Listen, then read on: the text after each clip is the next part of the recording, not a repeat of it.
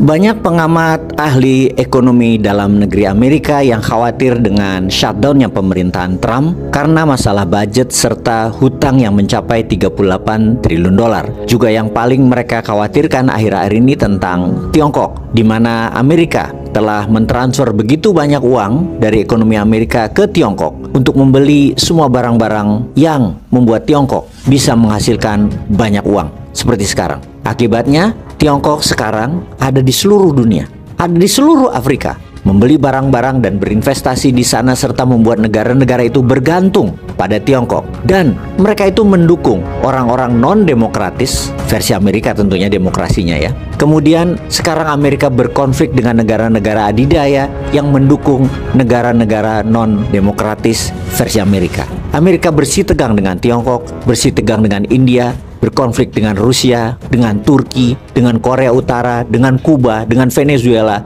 dan banyak negara lainnya. Kita ke Tiongkok dengan fakta hari ini, Tiongkok ada di Afrika. Mereka meminjamkan uang kepada negara-negara untuk membangun pelabuhan dan infrastruktur yang berbeda-beda tentunya. Negara-negara yang membutuhkan pelabuhan mendapatkan pelabuhan. Bukan hanya membangun, Tiongkok selalu menciptakan cara untuk membuat banyak negara atau banyak orang bergantung pada mereka. Cara ini dilakukan juga oleh Amerika di seluruh dunia. Namun Tiongkok terlihat jauh lebih humanis daripada Amerika. Tiongkok selalu ingin mendapatkan pengaruh, tetapi non-intervensionis, benar-benar tanpa intervensi, dengan cara yang tidak pernah berhasil difahami oleh negara-negara Barat, Eropa, dan Amerika. Mari kita mulai dari awal mengapa Tiongkok bisa lakukan itu. Kita mundur ke 30 tahun yang lalu. Tiongkok tidak pernah meminta Apple untuk membangun pabrik di Shenzhen dan memproduksi semua iPhone dari situ.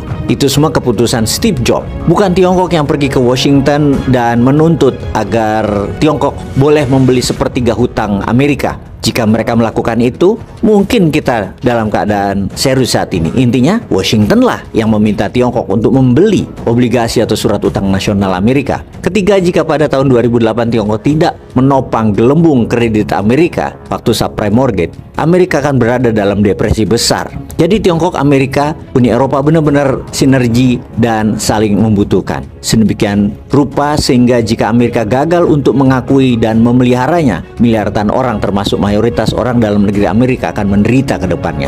Walau banyak yang tidak suka dengan cara otoriter rezim Tiongkok memperlakukan rakyat Tiongkok, meskipun demikian dari pemahaman tentang Tiongkok, walaupun rezim otoriter, namun kalau untuk rakyat dan membuat rakyat itu mudah, maka sulit kita menolaknya atau tidak menyukainya. Secara aksi, Tiongkok tampaknya tidak memiliki ambisi militer. Di Afrika misalnya, di Ethiopia pada tahun 2004, Tiongkok ke sana karena mereka menarget adanya minyak, tapi Tiongkok ke Afrika tidak dengan pasukan, dengan menjajah, menghancurkan negara, atau membunuh orang seperti yang dilakukan oleh Amerika selama 100 tahun terakhir.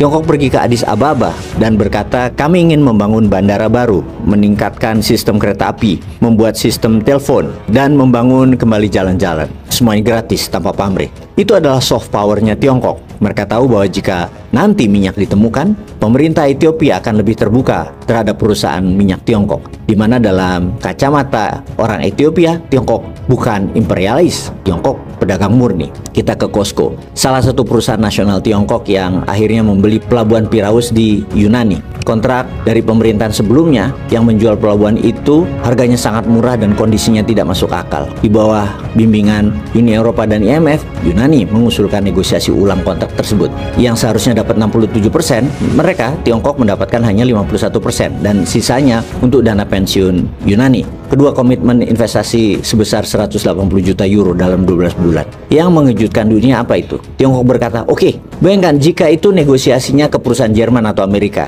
pasti negara Yunani akan ditekan habis-habisan. Demikian juga pada negosiasi WUS kereta api cepat Indonesia. Mau 60 tahun, 50 tahun, atau berapapun Indonesia nego bilang ke Tiongkok, apa jawaban Tiongkok? Yes. Sehingga dalam hati pejabat akan mengatakan Tiongkok emang baik. Jadi nggak apa-apa, nikel, emas, timah, sumber daya alam Indonesia dihabisi oleh mereka, oleh Tiongkok. Diambil aja, nggak apa-apa. Tapi ngomong-ngomong ya karena itu semua rakyat Indonesia ya bodoh semua. Lebih penting kereta api daripada tambang. Bagaimana komentar sahabat? Peace.